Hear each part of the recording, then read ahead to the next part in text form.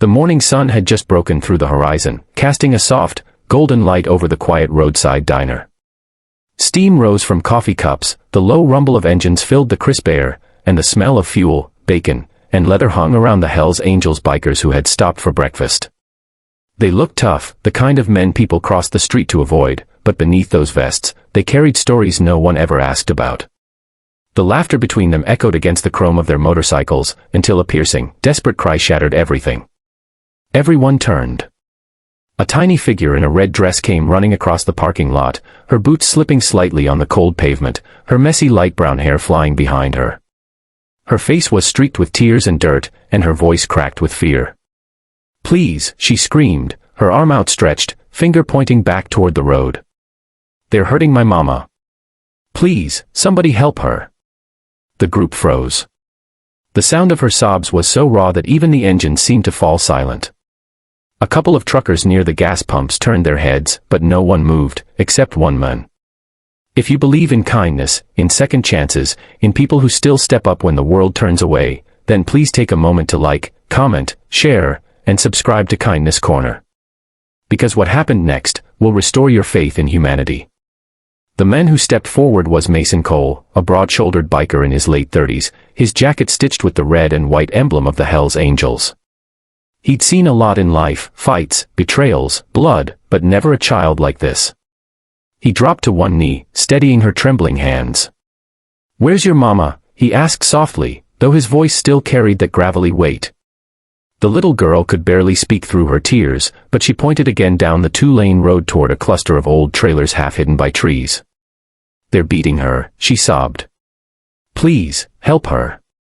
Without a second thought, Mason rose to his feet, his face hardening with purpose. "Tank, Ryder, with me," he said, motioning to two of his brothers. The three men swung their legs over their Harleys, engines roaring to life, tires screeching as they tore down the road. Dust and wind kicked up around the diner, leaving everyone in stunned silence. The little girl, still shaking, was taken inside by one of the other bikers who wrapped her in a leather jacket to keep her warm. She sat by the window, eyes wide, watching as the red taillights disappeared in the distance. The road stretched quiet for almost 5 minutes. Then, faintly, the sound of chaos drifted back, angry shouting, a woman's cry, and the roar of engines cutting through violence. Mason and his crew had found the trailer. Inside, what they saw burned into their memories forever. A man, drunk and furious, had cornered a woman against the wall, his fists already bloodied, his voice slurred with rage. The small, cracked window let in a sliver of sunlight that fell across the terrified woman's face, bruised and swollen. Before he could strike again, the sound of boots hit the floorboards. Mason grabbed the man's wrist mid-swing and twisted it hard, forcing him to drop the bottle he'd been clutching. It shattered on the floor. The other bikers pinned him down effortlessly, no words, just action. Mason turned to the woman, his expression softening instantly. "You okay, ma'am?" he asked, voice trembling with controlled anger. She nodded weakly, tears spilling down her cheeks. Outside, the sound of police sirens began to echo faintly in the distance. A neighbor must have called it in. When the cops arrived, the bikers didn't run. They stood in the yard, calm, hands raised, the little girl clinging to Mason's leg. The woman, named Carla, stepped forward to explain everything. The man was her ex-boyfriend, freshly released from jail, who had tracked her down that morning. When the police led him away in handcuffs, Mason quietly walked the little girl, Hannah, back to his motorcycle. "You did good, kid," he said softly. "You were brave." They rode back to the diner together. Hannah sat on his lap, clutching a helmet far too big for her small head, as the morning sun now rose fully above the horizon. By the time they returned, a small crowd had gathered, truckers, travelers, locals, all waiting anxiously to see what had happened.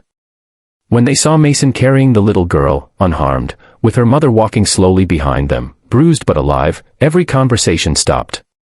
The world seemed to go silent for a moment, as if no one wanted to break the spell. Carla, her voice shaking, thanked the bikers over and over. "I didn't think anyone would come," she whispered. Mason looked at her and simply said, "She made sure we did."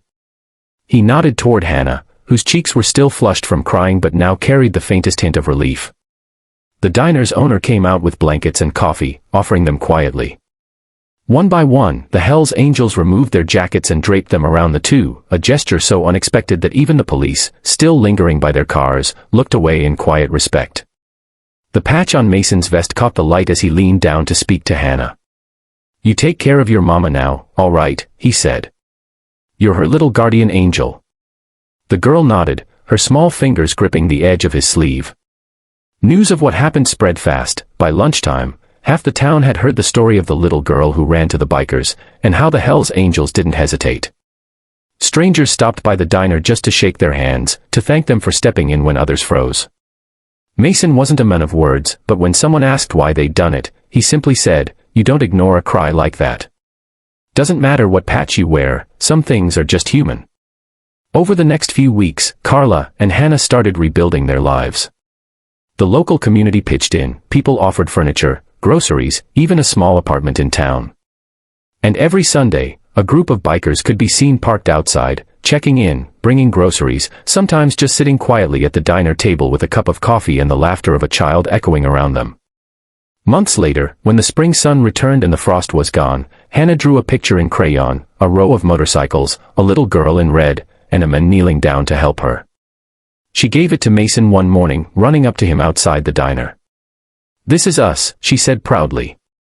Mason looked at the drawing for a long moment before folding it carefully and tucking it into his vest. "That's going with me wherever I ride," he said.